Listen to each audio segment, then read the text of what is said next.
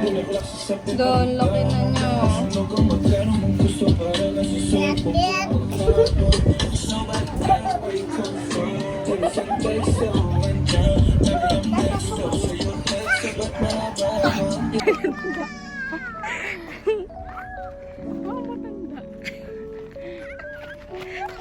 Paano? Paano?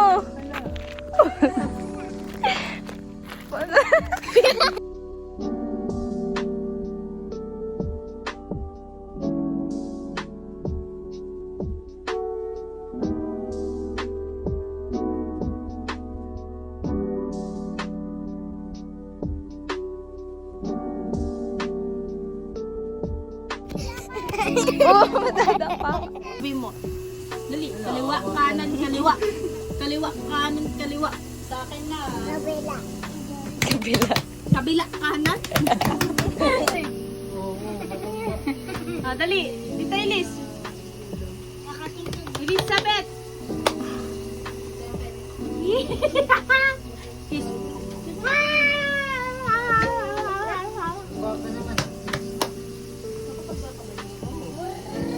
Crack.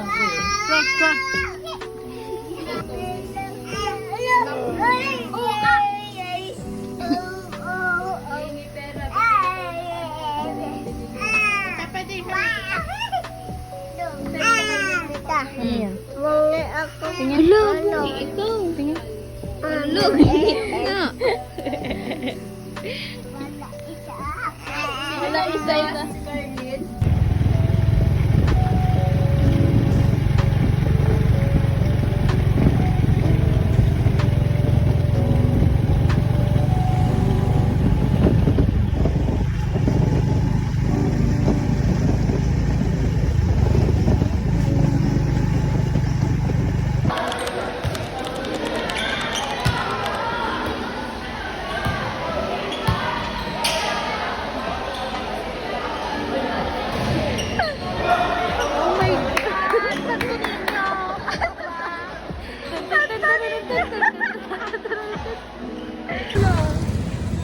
Iglesia of Christ. Ate, hindi lang dito nung nakaraan. Tapos nakuha yung cellphone ko. Cellphone ko!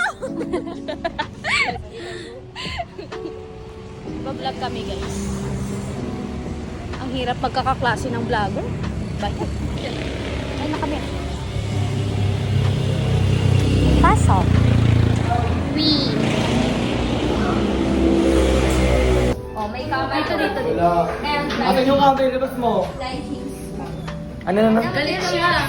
I-report kita.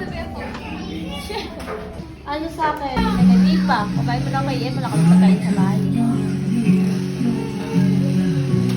Ano mo yan?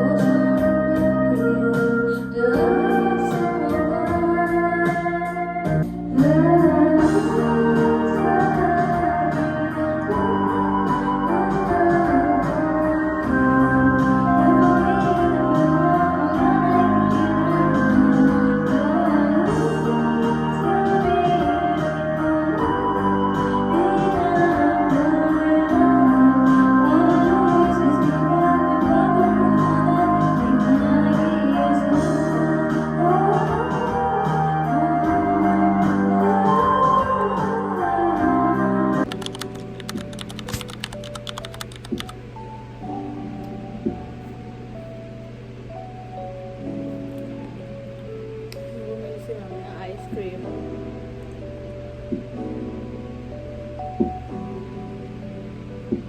Ay, may makeup talaga ako. I deserve it. Ito na naman akong ginawa ngayong araw. Pero I deserve this. Kasi ano eh. Nung nakaraan, may sakit ako.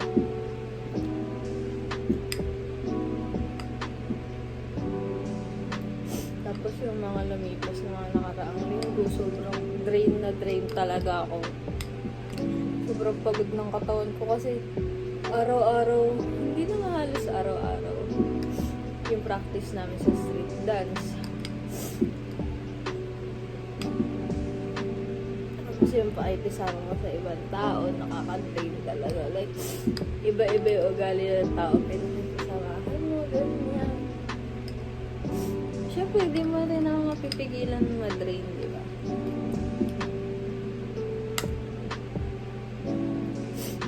Tapos, huwag ko na sabihin. Hindi ko na siya nasabihin. Okay na ako. Okay na ako.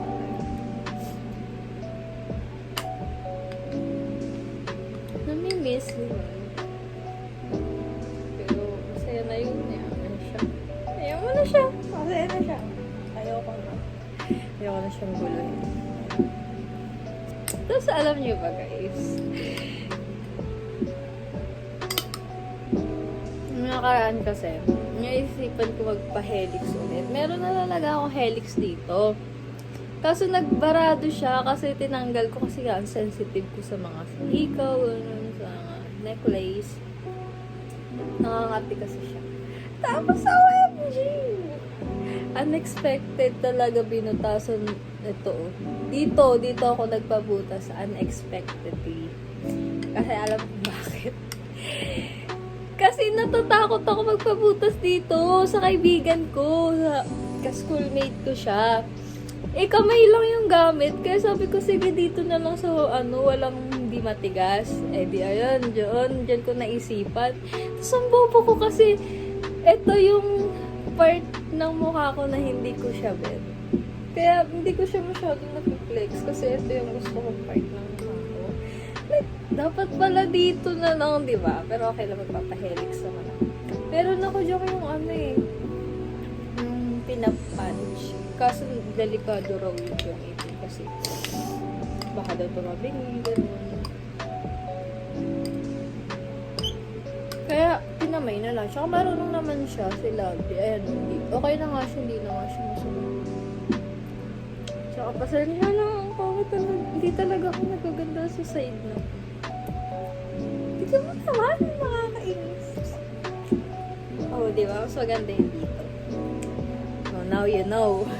Kaya pag nagpipicture ako palagi ganyan.